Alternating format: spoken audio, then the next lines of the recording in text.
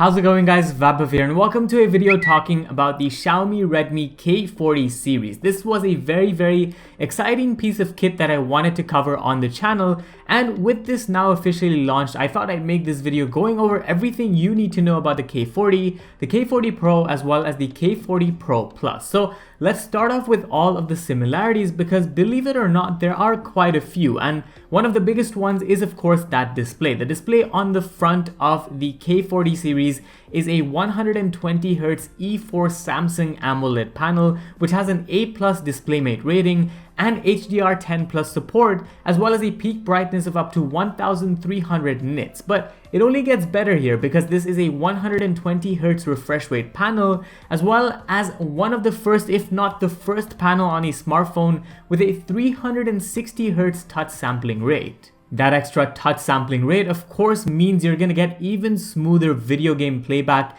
and we'll get to that with the processors on the smartphones in just a bit. But aside from that, everything on the display side of things stays exactly the same, which is excellent for value for money. If someone wants a really good display at a very affordable price tag in the K40, they still get that, and if they don't care about the rest of the specifications of the smartphone, they still have that display. The display is coupled with Dolby Atmos stereo speakers, although there is no 3.5mm jack on either of the smartphones. As for connectivity, you're covered with Wi-Fi 6 support, 5G support, NFC, Bluetooth, all of that is all on board every K40 series smartphone, which is really good to see. And coming back to hardware, even though these phones have an AMOLED display, so they could equip an in-screen fingerprint scanner, they've gone for a side-mounted fingerprint scanner on the side of the smartphone. I don't know if this move was intentional or whether or not it was to make sure that there's some sort of uniformity between all of these devices. That's a bit of a confusing remark on all three devices, but I'm not really complaining because side-mounted fingerprint scanners are really good as well. The displays also come with Gorilla Glass 5 support, so you're covered in terms of durability, and you also get IP53 rating. So it's not quite IP67 where you can, dunk your smartphones in the swimming pool, but it's nice to see even this basic support on pretty much all of the K40 series. And the last of the similarities between all of these three devices before we move on to the differences is of course the battery. It's a 4520 mAh cell, 33-watt charging via Type-C USB, and apparently this can charge from 0 to 100% in 52 minutes, which is pretty crazy. It's not the craziest out there, and this thing doesn't support any sort of wireless charging. But let me get to the pricing segment of the video before you make your full judgment on the series, because that's where things are going to be really crazy. Alright, so with the similarities now fully addressed, let's move on to the core differences between the K40,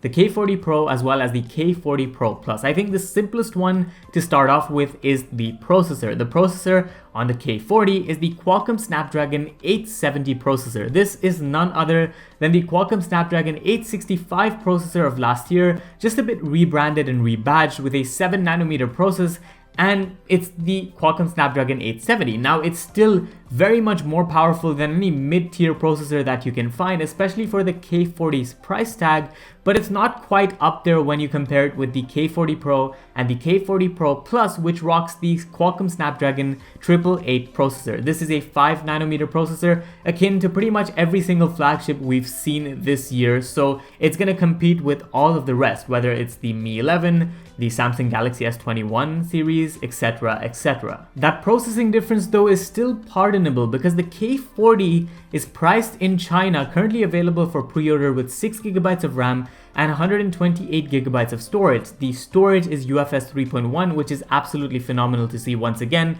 Really gaming focused. It's only for 1,999 Chinese yuan, which translates to just $315. Of course, to ensure that price tag for the K40, you're looking at pretty modest camera specifications. So you only get a 48MP IMX582 sensor on board, alongside an 8MP ultra wide angle lens and a 5MP macro lens. So that's pretty much the only downside for the K40, which is otherwise a phenomenal package. Quite naturally, both the K40 Pro and the K40 Pro Plus actually share very similar hardware inside. So the K40 Pro comes with the 888, as I said, with 6GB of RAM and 128GB of storage, and it starts at $435, whereas the K40 Pro Plus actually comes with the same specifications, but with 12GB of RAM and 256GB of onboard storage for $575. And the only difference between the K40 Pro and the K40 Pro Plus is, of course, the camera setup. Both the K40 Pro as well as the K40 Pro Plus actually share a triple camera setup, although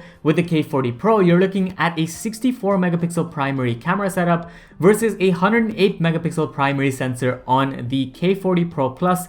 This is Samsung's HM2 sensor on board, and the differences are sort of akin to the differences we find with the Galaxy S21 Plus versus the Galaxy S21 Ultra. So with the HM2 sensor, you're gonna get a bigger sensor, which obviously means better nighttime performance, but we'll have to wait and see how much of a real world difference that really makes when you're using both of these smartphones. Now, as far as video camera capabilities is concerned, that's one more thing to point out. The K40 Pro as well as the K40 Pro Plus actually can record in 8K 30 FPS, whereas the K40 cannot do that. So if you're looking for 8K video capabilities on your smartphone, well, you might want to go for the K40 Pro or the K40 Pro Plus. That aside though, you still get the same 8 megapixel ultra wide angle camera on the phone, as well as the same 5 megapixel macro camera and a similar 20 megapixel selfie camera all across the board between the K40, the K40 Pro, as well as the K40 Pro Plus. So I think with that, we've pretty much covered everything that you need to know about the K40 series from Redmi. Aside from the naming scheme being a tongue twister, I'm glad you stuck by this video, and I hope you found this video useful. The pre-orders for all of these smartphones are available starting today, with shipping starting on March the 4th. So if you want to get one for yourself, make sure you do so. The phones are only available in China at the moment. We don't know anything about international availability, but I hope they come out to the international market very soon, and I'm really hoping I can get my hands on one of these devices, either importing it here or any other way. If you're watching from China and want to send me one, make sure to reach out. But thank you guys for watching. This was Vaibhav. Leave a comment down below on what you think about the smartphones. I think these smartphones are incredible value for money. Thanks for watching once again. This was Vaibhav, and I'll see you in the next one. Adios.